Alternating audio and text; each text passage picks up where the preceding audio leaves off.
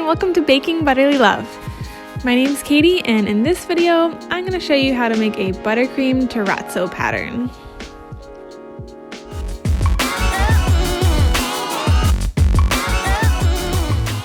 Okay, so the first thing I'm going to do is just double check the measurements on my cake because I'm going to cut a piece of paper that will fit the sides exactly.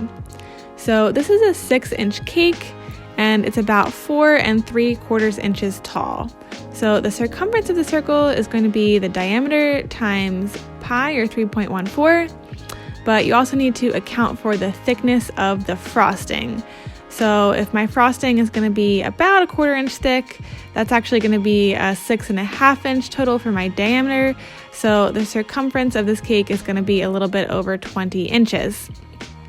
If you don't want to do the math, you could literally just type in circumference formula into Google, or you could use flexible measuring tape, but I didn't have one of those, so I just did the math. But whatever you do, just don't forget to account for that extra frosting.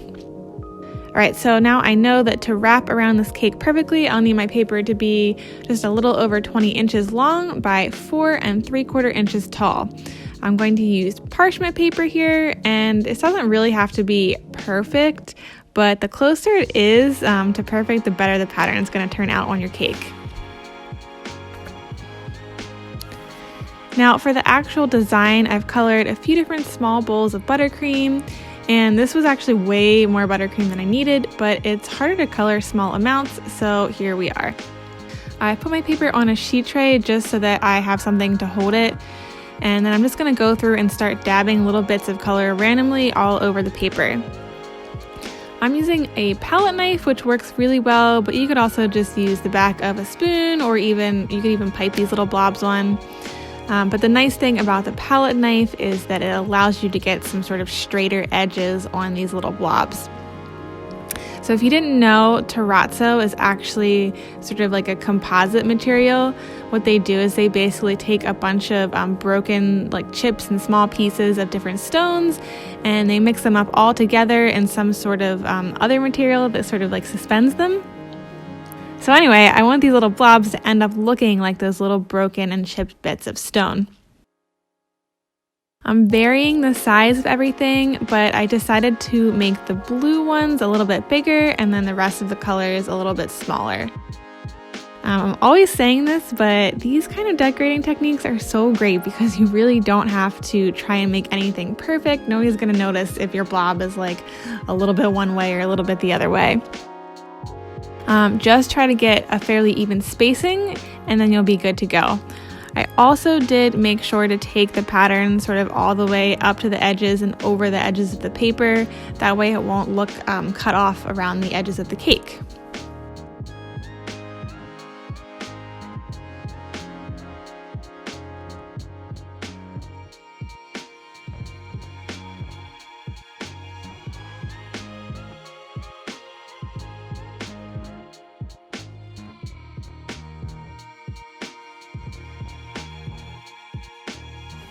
Finally, I wanted some smaller specks in the pattern too, so I used a paintbrush to flick some melted buttercream just all over the paper.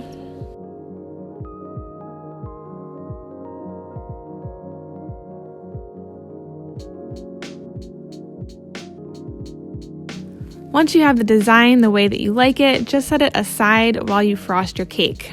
You want to have a nice, fresh, really smooth coat of buttercream on your cake, because you're going to be pressing the design into it. If you want some more tips on stacking and frosting a cake like this, I do have a video for that, and I'll leave a link for you down below. So yeah, just get this frosting as nice and even as possible.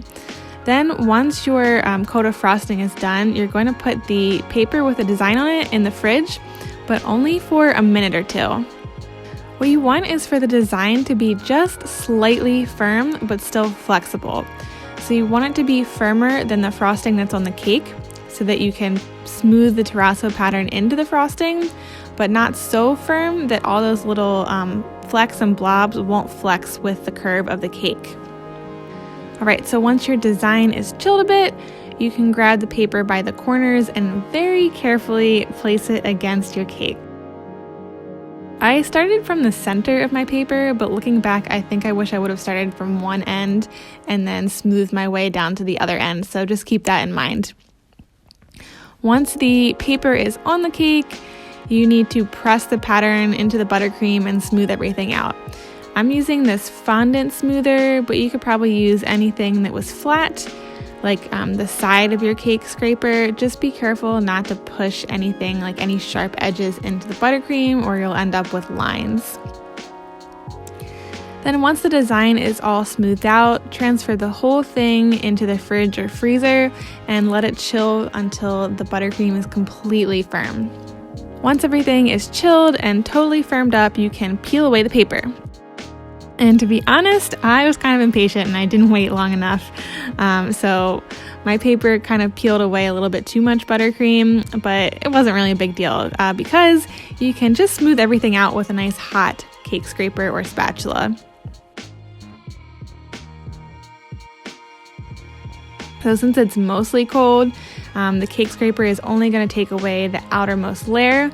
And what I did was I just sort of held it over the flame on my stove to get it nice and hot, and then really gently scraped off that outer layer and everything smoothed out nicely.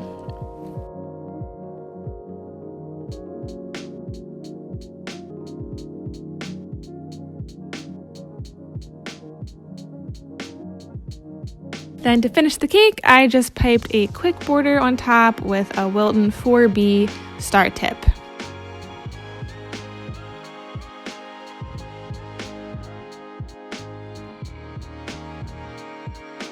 And that's it. Thanks so much for watching, and if you like this video, please subscribe to my channel for more cake decorating tips and tutorials.